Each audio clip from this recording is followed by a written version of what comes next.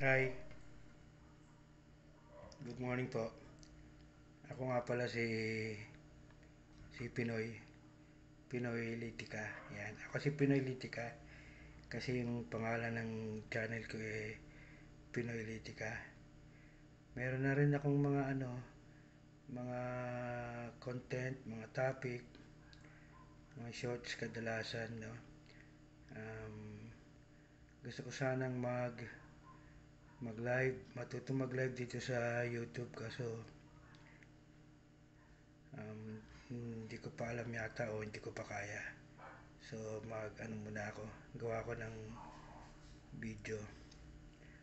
Siyempre, kahit na naggagawa ko ng content, no, content creator, matatawag na newbie, no. Mga 100, magto 200 na rin yung ano ko, yung aking na-post, no. Pero ito yung first time ko na magpo-post ng um, video na yung sinabi ko kanina, syempre may mga content ako, may mga ano rin ako, pero nanonood pa rin ako, no.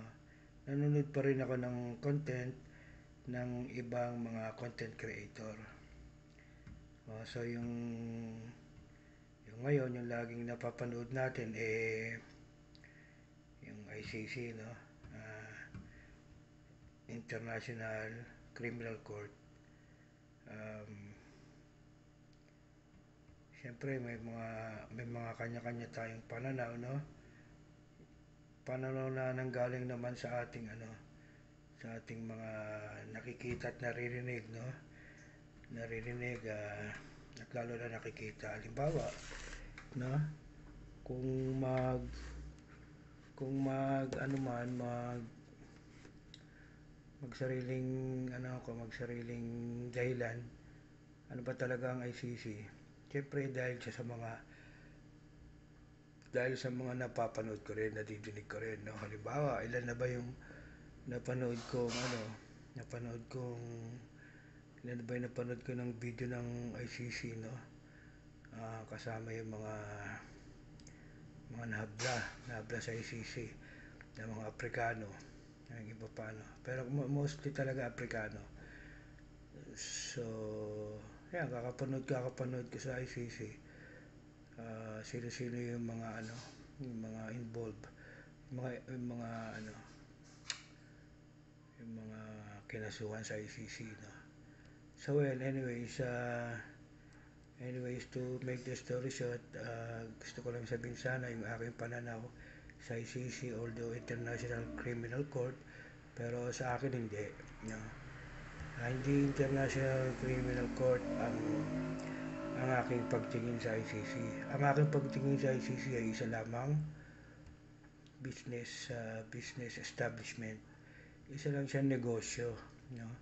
ICC, isa lamang siyang negosyo. Kung negosyo siya, hindi dapat meron siyang kliyente, no. Sino ang kliyente ng ICC? Ang kliyente ng ICC ay yung mga oligarko ng mahihirap na bansa, no? So yun, uh, sa mga nakikinig, maraming salamat po. Flex ko lang ang aking pananaw. Ulitin ko po, ICC is not a court, no, it's not a tribunal, but a business establishment, no. um, Nandyan sila para sa business, no.